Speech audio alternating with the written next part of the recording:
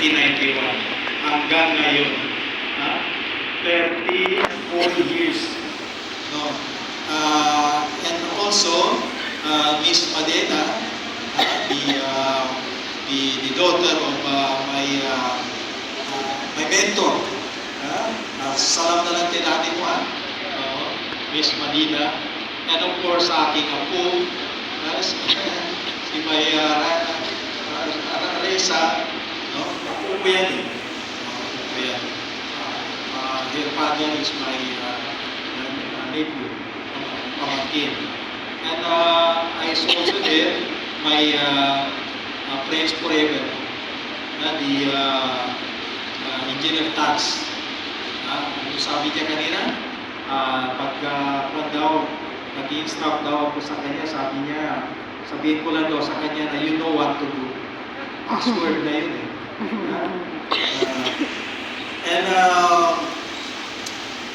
And of course, na hindi ko pwede makakalimutan, baka hindi ako makakauwi.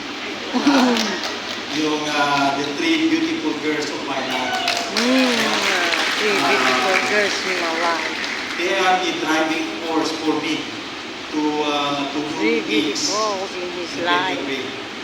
My wife, my daughter, and my apo. Okay. Kaya inspiration Wife, to sa life. daughter, and ako. And And of course, to Giras, dito rin siya. Thank you very much for coming together with your senior officials. Also, the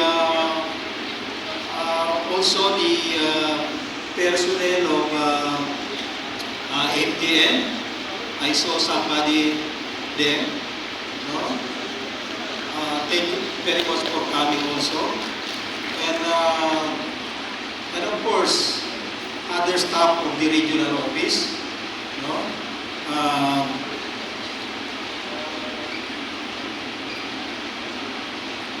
And of course, some of the contractors who are here also. Thank you very much for coming. And likewise, my PIC family, headed by, of course, our Assistant District Engineer, the current Vice President, and probably inshallah, he's my successor. Inshallah. And ang hindi ko pwedeng makakalimutan din is yung my second family. For more than 6 years na nagkakasama kami. Ang masabi ko lang is I'm very, very much fortunate na ako yung nagiging diin nyo. No? Naging Canal District Engineering Office, Mark-So. Okay? Relatives, friends, other guests, Assalamualaikum warahmatullahi ta'ala wabarakatuh. Waalaikumsalam ta'ala wabarakatuh. Actually, sa mga sinabi, parang hindi ko na alam kung ano pa yung idadagdag ko doon. No? Parang lahat na lang ng adjective, sabi nga ni beautiful accountant, andun na eh. Ayaw ko lang dagdagan, baka magkamali pa ako. No?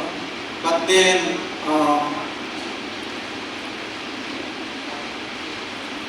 kahit na gaano daw kabagal, kahit na yung pag-move naman masyado na mabagal, kung tuloy-tuloy na mag-move, ay makakarating din. After more than 42 years in government service, is now, bukas, wala na akong trabaho. Baka one of these days, magdadala ako ng folder sa regional office, mag-a-apply ako ng GEO. GEO border. But alhamdulillah, I have gone this far. Sa nakikita ko, siguro, marami rin ang gusto mag-retire na. No? Kung ganito ba naman kasaya yung mga effort ng bawat isa, no? Yung effort ng mga bawat sections sa MDS. Talagang na-surprise ako. No? Hindi ko kasi akalain na mayroong mga ganun eh. No? But then, sobra naman na sa mga effort mo. And also, yung surprise din sa akin, akala ko, biro lang ni nag-chief ng survey yun eh. Totoo pala. Totoo pala na mayroong surprise na package. Oo. Pero parang ang mali lang doon eh, yung puting ko. So far, kahit na tanungin ninyo ang asawa ko, wala pa naman akong pinapahid sa mga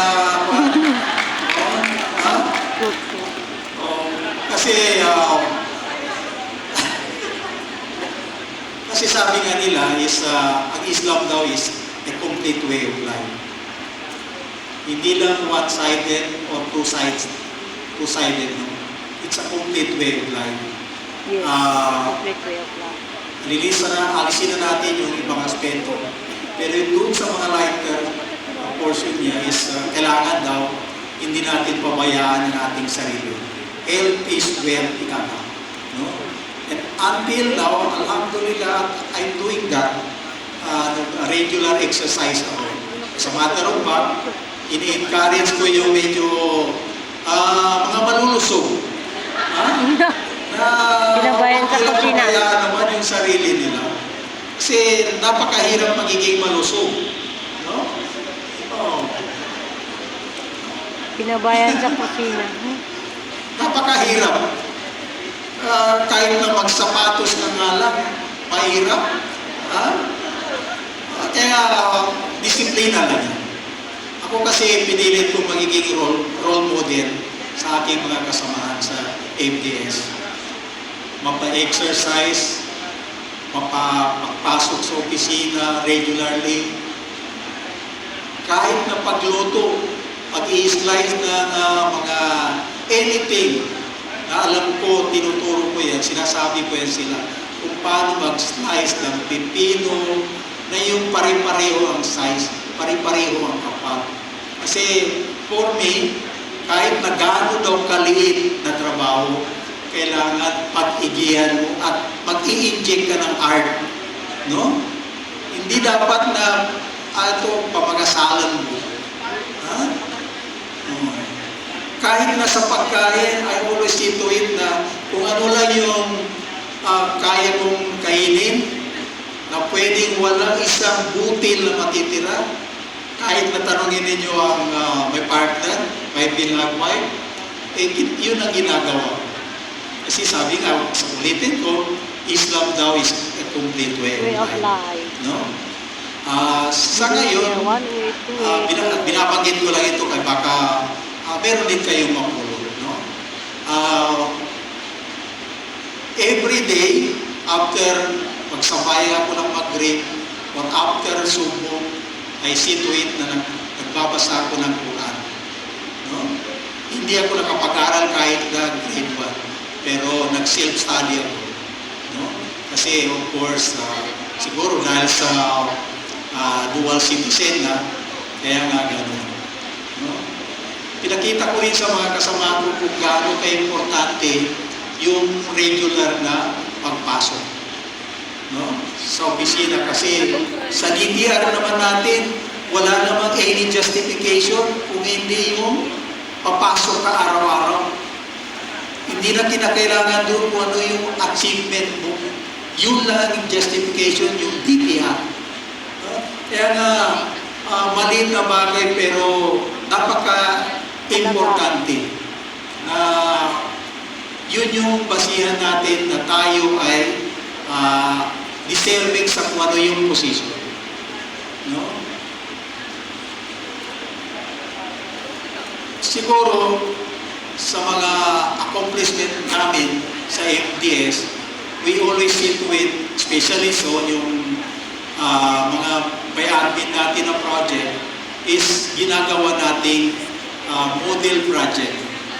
Siguro, nakita rin ng mga taga-regional office, every time na nagkakaroon tayo ng inspection, na kahit paano masabi ko sa sarili ko, not because I am the district engineer, na proud ako sa mga output namin. No? Kasi kasama yun. No? Kasama yun sa task na binigay sa atin. Sayang yung pagkakataon na binigay ng Bangsamoro kung hindi natin may dideliver. Sabi nga nila, yung mga leader natin sa ngayon is they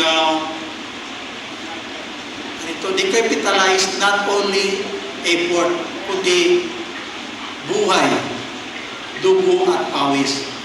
Kaya huwag nating hayaan na mawawala yun or paghinayangan dahil hindi natin ginamit yung pagkakataon na ma-prove natin sa kanila na tayo nabigyan ng pagkakataon sinayang natin. Huwag natin sayangin yun. Kahit na gaano kalit yung posisyon natin, pag-igihan natin. Much more doon sa mga higher positions. Yes. Gaya ng sinabi ko during sa Alto, na huwag tayong magiging obsessed sa mga positions, sa mga higher positions. Kung ano yung trabaho na binigay natin, doon tayo dapat na magiging obsessed. No? Ang ibig kong sabihin, gaano kalit, pag-igihan natin, ibigay natin na kung ano yung nararapat. Kasi isa yun sa ibada. No? Isa yun sa ibada na dito pa lang sa mundo, ma-harvest na natin ang reward. Much more na ang reward doon is sa day hereafter. Kaya nga lahat ng mga gagawin natin, dapat isituit natin na ibada. No? Kasi ulitin ko, hindi tayo malugi. Hindi tayo malugi. Isituit natin na yung mga ginawa natin is magiging proud ang pamilya natin. Especially so na pag binibigyan tayo ng pagkakataon na ma-prove natin sa sarili natin na kaya natin ang trabaho, ano ito pinagsikapan natin na makuha, ay makita natin na deserving tayo. Ako, I'm very much fortunate na nagiging district engineer ako ng MTS. You know why? Kasi hindi lang yung kung ano yung mga projects or program na ini-implement ng opisina natin. Nagkaroon din ako ng pagkakataon na magkaroon ng mga extra work outside sa opisina. At sana sa mga susunod na, sa mga susunod, una-una is sa tatlong, ano itong tawag dyan, yung